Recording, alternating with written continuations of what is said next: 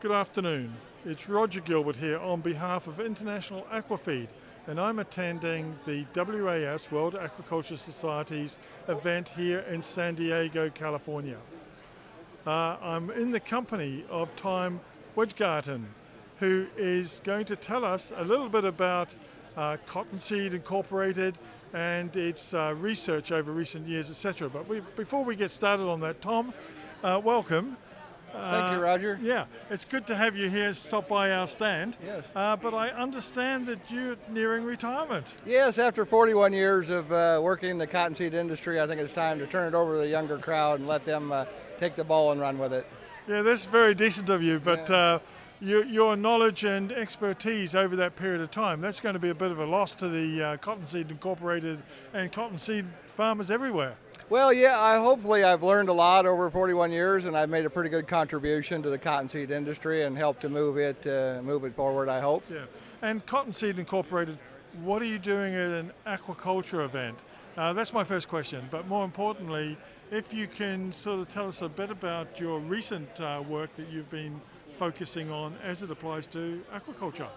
Well, we know that cottonseed protein, cottonseed meal works very well in aquaculture feeds. Many years ago, we started feeding cottonseed meal to catfish and rainbow trout, and it's very palatable. It has a pretty good nutrition quality, and in fact, I think we might even have a feeding stimulant. It's so very palatable, but it has this little problem of a anti-nutritional factor in the meal that we call gosapol.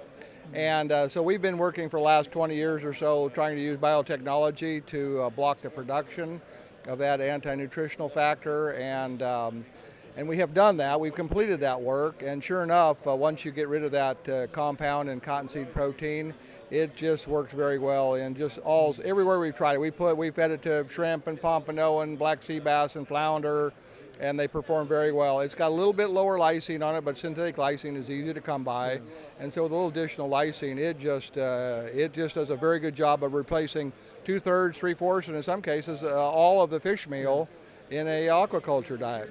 Yeah, this sounds very scientific, and it has practical application, but it's really significant in terms of protein that's available to the animal aquaculture or animal and aquaculture industries.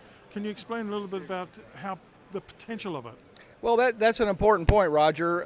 When we look at the cotton crop on the planet every year, we produce about 11 million metric tons of protein as a byproduct of the cotton production, for shirts and blue jeans and so forth. And so not only is it a byproduct of cotton production, but that makes it very, very sustainable, because if you look at sustainability metrics, the use of water and fertilizer and all these things that goes into growing a crop and part of the carbon footprint, all of that metrics is pretty much carried by the cotton fiber. And so our byproducts like cottonseed meal, if you look at their contribution to global warming or whatever, cottonseed meal and cottonseed protein almost gets a free ride because it's a byproduct of cotton production. Yeah, and how much volume are we talking about? Well, it's huge. It's huge. Not only is there 11 million metric tons of protein produced as a byproduct of cotton production, but as you realize, most of the cotton production is in those tropical areas where we not only have aquaculture, we have a lot of malnutrition, and so it's geographically it's staged right for making a bigger contribution to food security and aquaculture feeds, and it's really just a matter of time before it's really going to take hold and become a very important component of feeds. Well, that's the important point. It's going to take a little bit more time than what you have, given that you're nearing that day when you're going to quit the job. So who's carrying the candle, or who's carrying it on after you retire? Yeah, well, first of all, Roger, that's an important point, because when I went on this adventure 28 years ago to use biotechnology to improve the quality of cottonseed protein, the biotechnology folks and molecular biologists said that they could get it done in 10 years. And here we are 28 years later. We've kind of got to the point, but we haven't really gotten it over the goal line yet. And so I have a replacement, Dr. Jaconis, will be taking over my role and carrying the ball forward, and she's a PhD scientist in the plant sciences. And so I'm pretty excited not only about retirement, but turning the project over to the young guns that can really take this and move it forward with new technology and new way of thinking, and it's time to move on. Yeah. And what would be the main hurdle facing your replacement? I think it's just the introduction of a new product. Most aquaculture nutritionists are familiar with cottonseed protein, but they just haven't used enough of it to become very familiar with it.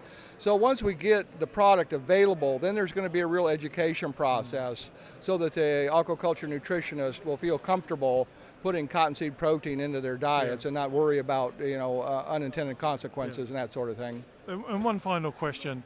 I mean, is this a global effort, do you think? And I'm thinking the US obviously is a big cotton producer, but are other countries following along the lines that you're talking about? Oh, absolutely, Roger. I mean, when you think about it, the US is a third in cotton production, but both India and China produce more cotton and therefore more cottonseed than we produce here in the US. And if you think about India, for example, cottonseed protein pretty much is stuck with, because of this anti-nutritional factor, as being in the cattle feed. Well, in India, they don't really care much about feeding cattle. They want to feed chickens, they want to feed people, and so they are aggressively looking at trying to improve cottonseed protein and get better utilization. Same goes in China. Lots of people, lots of chickens and pigs and aquaculture, and we just have a very massive amount of underutilized protein that just needs to find a better utilization, and it's just a matter of time. And Tom, I know it might not sound particularly well said, but thank you for the work you've put in over 27, 28 years on this topic and brought it to the degree that we have a product going forward and a new protein source, which we desperately need, and a lot of our feed industries globally, not just the aquaculture industry. But I'm sure on behalf of all the people who are listening to us today, thank you very much for your contribution. Well, and thank you for the publicity that you've given me and the interest that you've given me in this technology, and that goes a long way to kind of help move this forward. Yeah. And good luck in what you choose to do, but I understand you're going fishing, as it were, and all the best to you in your future. Thank you, Roger. Yeah.